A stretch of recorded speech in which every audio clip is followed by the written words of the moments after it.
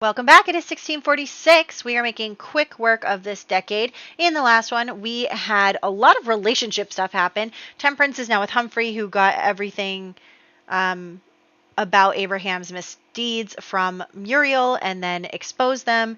And now they are together. And then also Esther and John are together, even though John was just harmed by his brother. So we'll kind of see the outcome of that today as well. But for right now, let's do some birthday rolls. So Charles Hobart can't get a 13 or a 19. Wow. I feel like the last few years I've been very lucky, and now all of a sudden, Martha Hobart, no 7 or 14. Good. Will she marry? No 1 through 6. She will not. Okay. Humphrey Dubois the Fourth and Obadiah Hobart cannot get a 3, 9, or a 20. Check and check. Stella Hobart, who's been away for quite some time, can't get a 2, 6, 11, or 15. She survived. And then Constance Harry has to roll for end of life stuff. 12 more years. 1, 2, 3, 4, 5, 6, 7, 8, 9, 10, 11, 12. Constance Harry will die. Okay. We are in good shape here. She's not going to get married. Townie Tracker, 1646 now. Birthdays. We have Rebecca becoming a young adult. Elizabeth becoming a teenager. And Uncas becoming a toddler. We also have another baby being born today. And then also, I don't know if Jacqueline is pregnant right now or not. So we'll find out together. And let's hop into the game. Alrighty, so we are actually going to start here with Ahanu. As you know, in the last one, they are trying to set him up with Unquit, and she suggested to him that maybe a fresh start might be in order. So he is going to take that seriously, and he thinks it's a great idea. So he is going to come and talk to Chogun, who is the current chief, and he is going to basically talk to him about moving away in a way that, kind of assuages anyone's fears, because it doesn't look good, right? Like the supposed to be chief going off and making his own settlement, kind of. So, like, it doesn't really look good, but he says, like, I promise I'm not trying to start any fights. I'm not trying to, set off on my own and, create a rival group. Like, I'm not trying to do any of those things, but I just need a fresh start. Like, I feel really aimless, and I feel like that this is the way I can do things. And so Chogun is, like, a little wary, but he says it's fine as long as they do fulfill the betrothal. And he does agree to marry Unquit, and therefore one of Chogun's relatives is, there in that world as well, and it's not just like a totally separate thing. It's like connected to them in a way. So that is his reasoning for accepting it. And so they agree, and Ahanu feels like, a weight lifted off of him, that he can kind of start fresh, start his own life, kind of make his own life, and see where to go from there, because he has been struggling with losing his status and everything. He has definitely struggled. So that is all set now. They will be getting married next year, but for right now, he just needed to have that conversation and move forward with that, and then we can just kind of move on from this situation. So he's feeling good. His parents are sad to see him go, but they understand that this is what he feels is best for them, and that he's just gotta, he's a man now. He's got to do his own thing. So that is all good for him. And honestly, I don't think that they're all mad to see him go, because he is still kind of someone who could have usurped Chogun. So there is definitely some pushing to get him out as well. Meanwhile, we do have Humphrey, who has, gotten to get rid of Abraham, and now he is interested in Temperance because of a number of things. First off, though, we do have the baby being born from Jacqueline. Unfortunately, again, the baby does not survive. She has had such bad luck with that. It's really, really sad. But aside from that, we do have I forgot to break them up, so I had to do that really quick. But Temperance and Humphrey are, betrothed now. Her family and his family both, well, he doesn't have family left, but her family, obviously wants her to be in a position of power. They still want her to marry the captain, and Humphrey is kind of in line for that now. And then also, in addition to that, he sees her as a really good choice for a wife. She has, those values that he likes, and her family values and all of that stuff. Little does he know that she's interested in the occult, but as far as he knows, it's all set. And unfortunately, for some reason, they will not get engaged right now, so we're going to have to just come back to that, but they are going to. We are going to do that. So in the meantime, we're just going to have to head out and go do something else because this is not working for some reason. I don't really know what to do there, but let's go. We are actually going to go to the Smith household now. So, as you know, in the Smith household, what happened last time is that Nathaniel was jealous that Jonathan got Esther's affections and that she wanted to marry him and not Nathaniel. And so, because of all of that, he ended up pushing Jonathan down the stairs and, disabling him, basically. His leg is never going to heal right. So, he'll always walk with a cane from now on. And so, Jonathan, feeling bad about what's happened, he wants to kind of give Esther an out.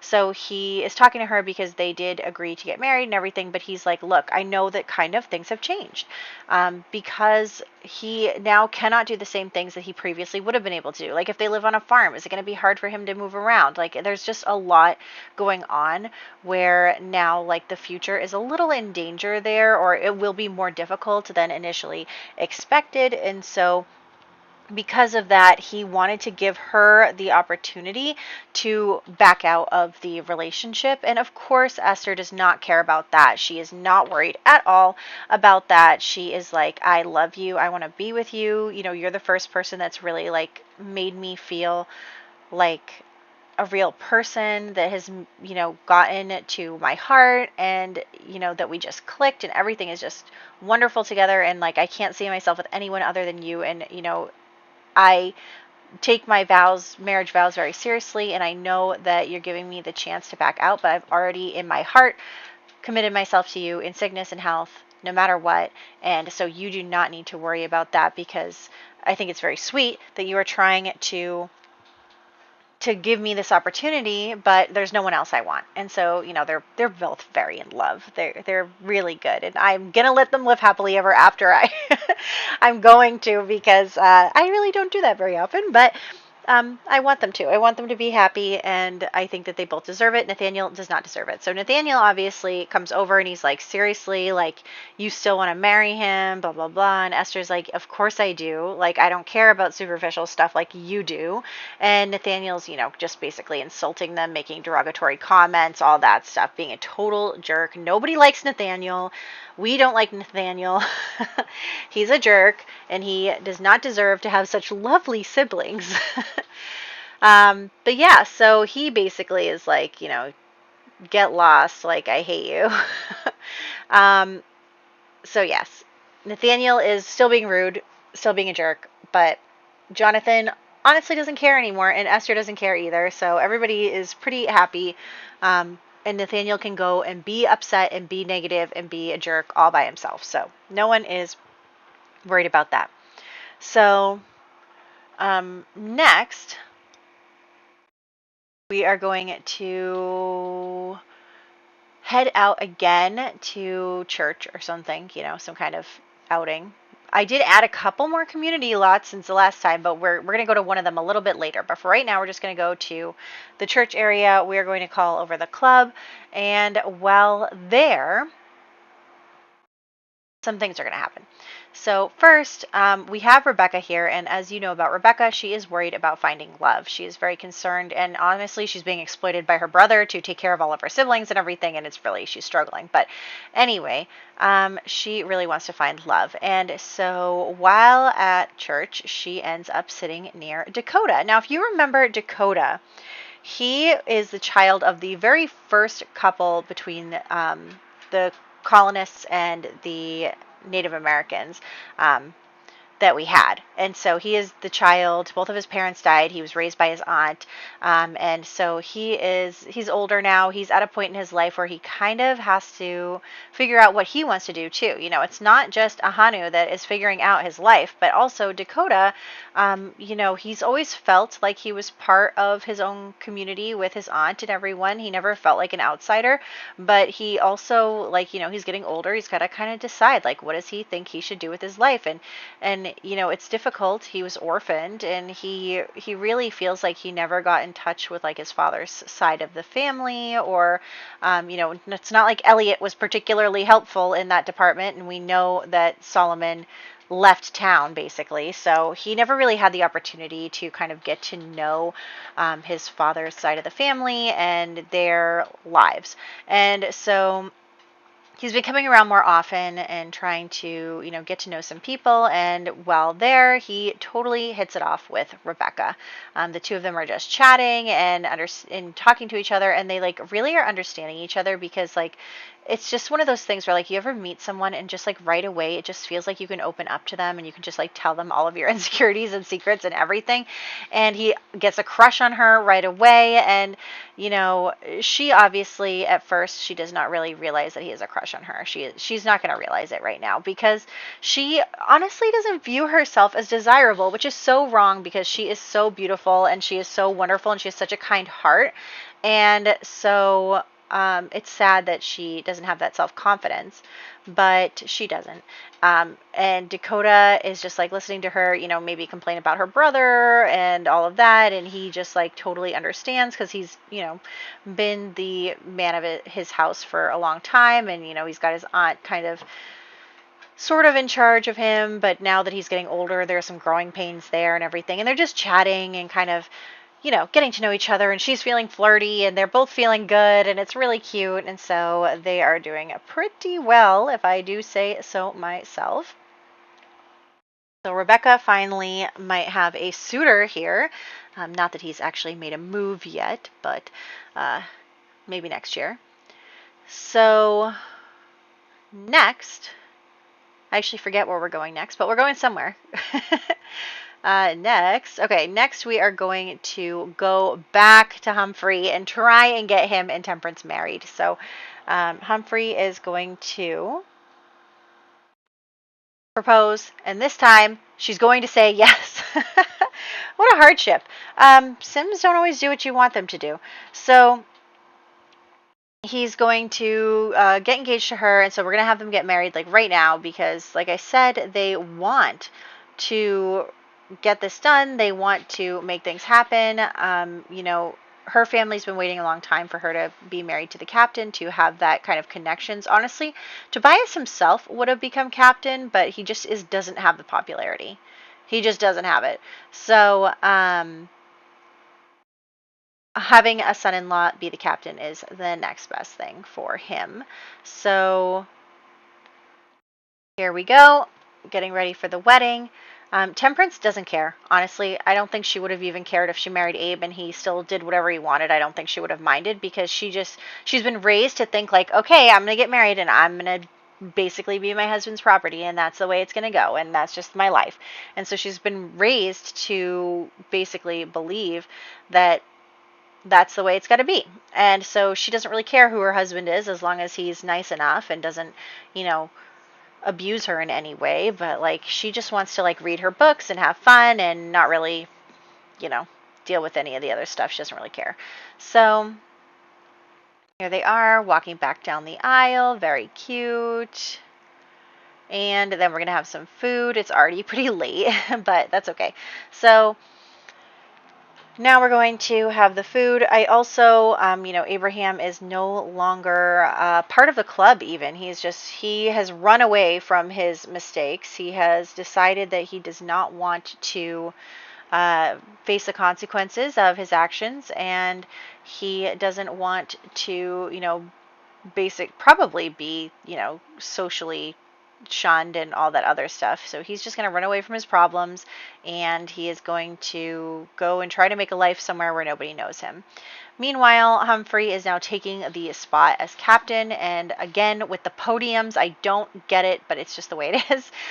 So he's going to come up here and he's going to make a speech to everybody about accepting the position as captain, and how he wants to honor his father's legacy, and how he is going to make sure that they live in prosperous and peaceful times and all this stuff. So he's just going on and on about how things are going to be so great, and how it'll be nice to have someone with moral Puritan values who is in charge. So he is hoping that that goes well. Also, we are going to change up the family tree because we get to add the Harper family to the tree finally. They have birthdays, and then I keep forgetting that they're not in the tree, and then I can't find them, and blah blah blah. So the Harper family is finally making it on the tree. Very exciting for them. And so here they are. And then we are going to... Actually, that reminds me. Oh gosh. I forgot something. I forgot to write something down for this year. But yeah, we're going to add in her whole family. Wow, I forgot. I got to write something down now, but it hasn't happened yet for you. Okay, so yes, we're adding them in. Okay, I wrote it down. We're fine. We're also going to get them pregnant. And would you believe, oh my gosh, okay, so we get them pregnant. Triplets. They're pregnant with triplets? Like, oh my goodness, this is going to kill them. But they're going to enjoy it, so it's fine. They're going to get a lot of kids out of the way right away, but that's okay. Yeah, triplets. It's a lot. It is a lot. So here we go. Yep, you can see 1 boy and 2 girls. And then we're going to head out again. So here we are in the Dale household. So, we have Elias and we have Janice. So the 2 of them are here. Again, they have not consummated their marriage still. She is avoiding him like the plague. So he is sick and tired of not getting any. So he goes out to the bar, and who does he run into but poor Jacqueline, who is apparently now has a crush on him. Poor Jacqueline, my girl, she falls so easily for the worst guys. But he sees her and she sees him, and basically, he obviously knows that she is a vulnerable person, and she just lost her 2nd child. So she is in a really bad spot, and she is just she has suffered. The poor girl. And so she is dealing with that, and he just kind of comes along and is making her feel special and feel wanted. And Abraham ran away, and she's got no one, her family's not there for her because they think what she did was shameful, and she's dealing with everything, and she's probably depressed. And so having someone kind of offer to, quote unquote, comfort her is not something that she would necessarily turn down, because what's she got to lose, right? She's already this ruined woman, so it doesn't really matter. And so they are this camera work, but they are going to go, and they are going to woohoo a few times, spend the night together. And she unfortunately does have a crush on him, and she thinks that this is so great and blah blah blah, and maybe he'll make her his mistress and take her in. And she heard, I mean, everybody knows that him and Janice are not getting along. So she's kind of thinking maybe she can make this work for herself. And so she mentions to him, oh, another baby, another Yazzie baby. But basically she mentions to him what are we going to do? And he just kind of laughs in her face. He's such a jerk. He's evil, literally. And so he is basically what do you mean, what are we going to do? We're just having fun. There's nothing to take responsibility for. Everybody knows that that you sleep around now. Like, it's not a big deal. Like, and she is so mad because she just got a crush on him. That was like the worst person to get a crush on, my girl, but she gets a crush on him. She's very upset that he's now like basically laughing in her face because he basically used her, and she is not okay with that. And so she is very upset, and so just it like is coming out of her, like the anger. She looks into the fire and everything, and then she just suddenly, all of a sudden, Elias is on fire. He's on fire, and she's like, whoa, like I just thought about lighting him on fire, and he was on fire, and he burns to death. So he is going to um, burn to death because of her magic that she kind of doesn't even really, she's not familiar with the magic. Like, I think part of her knew that, like, you know, her family had some spellcaster stuff in it, but like she's never really used it before. And so she's like shocked herself because she just killed him. Even though he deserved it 100%, but she shocked herself over that, and so she's like, whoa. And then um back at the house, Janice is like, doesn't know that her husband like is dead somewhere. Like, she doesn't even know. But she's been meeting up with Obadiah behind her husband's back because, like, you know, she likes him better. He's a good person. He's like a stand-up guy. He fought back against Elias and his bad business practices and like all of that stuff. She has, you know, noticed that he's a good guy. And so she knows that about him, and she likes him, and he hates her husband, and she's kind of finding herself in a kind of damsel in distress situation and whatever. And so the two of them have gotten very close over the year, and they are, you know, really very interested in each other. So things, you know, will take a flirty turn, and yeah, they're basically going to start an affair, although I guess it's not an affair at this point because her husband is already dead. But, you know, they don't do anything untoward. Remember, she's never woohooed before still, so it's not like she's just willing to hop into bed. But she does really like him, and he really likes her, and she wishes that they found each other before her family basically sold her off to Elias. And so she's really happy now, though, that they have found each other, and they're, you know, basically planning to be together somehow, even though it'll be very easy for them because Elias is already gone. But they don't know that. And so there we go. They're happy, as they should, and they'll live happily ever after. It'll be great for them. So, next, we are going to actually head over to England. And as we know, in the past, Abigail and her husband have been having some issues, but nothing that I guess couldn't be solved somehow. Anyway, so Priscilla has just taken off all her clothes and gone to shower in the rain, basically, and runs into her brother-in-law who's coming home for the night, and she's not wearing anything. You guys, Priscilla is erratic, and that is why this has happened to her. But, you know, it's not good, Priscilla. It's not good to be, you know, showing your goods to your brother-in-law who is interested now because, well, and so the two of them are going to start an affair as well. Yeah. Honestly, I was sort of planning for something to happen, but I did not plan for her to just come right out and be exposed in front of him trying to, I don't know what she's trying to do. But Abigail has not noticed. And, you know, I think it's multiple things here, right? Like, Philip obviously was always a person quick to sleep with someone, and also he's been having problems with his wife. And then also keep in mind, like, Priscilla has found herself in this vulnerable situation where she is kind of at his mercy at the same time. Like, I'm not saying that it wasn't consensual, but like, she, you know, she could very easily be kicked out onto the streets by him. And so I think that, you know, maybe when she was having some sort of episode, which caused her to take off all her clothes, that she just was kind of going with it because she was maybe afraid of the consequences, but like also she did, you know, she was like, hey, I don't know how to explain it.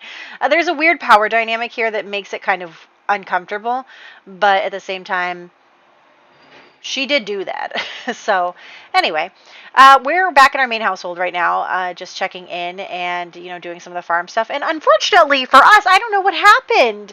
Like, what is going on with the relationship bars? Look at that. They're not even friends anymore. They're like negative friends. They're like completely negative in the friendship. Like, I'm trying to figure out what happened. It's like it says he's hurt. And I'm like, hurt by what? Their relationship is in trouble, you guys. You guys are supposed to be happy. You're supposed to be living happily ever after and having a good time. And instead, you're fighting with each other when my back is turned. And I don't understand that. I'm not happy about it. So I'm trying to get them to like talk to each other, but for some reason they're very frustrated with each other. And I'm thinking that probably what's going on is that, you know, the kids are getting older and it's getting more difficult to kind of isolate themselves. The kids are starting to like want other kids from school to come over, and Solomon's having to like kind of leave the house for a little while, and it's getting to be wearing on them to have to hide who they are. And they're definitely struggling with that as the kids get older and become more social, and as things start to happen there. So, yeah. Anyway, birthdays. So Charles Hobart died. Martha Hobart became a teen. Humphrey Dubois IV became a young adult. Obadiah Hobart became a young adult. Rebecca Smith became a young adult. Elizabeth Smith became a teenager. Uncas Yazzie became a toddler. Baby Phelps did not survive. Squanto Yazzie was born and became an infant. And Elias Dale passed away. So those are all the things that happened this year. Very many things. What is going on next year? Anything exciting? Oh, Esther is aging up. So worried about her, but that's really it. We don't really have any main household birthdays for a little while, so anyway. I hope you guys enjoyed this part. Lots of things are happening. And I don't know if I do a very good job of explaining them either. I'm just trying to like make the story go in the direction I want it to go, but also like kind of let the Sims have a little bit of freedom, and then also try to explain their actions in a way that makes sense. And so, yeah. So anyway, I hope you guys are enjoying, and I'll catch you in the next one.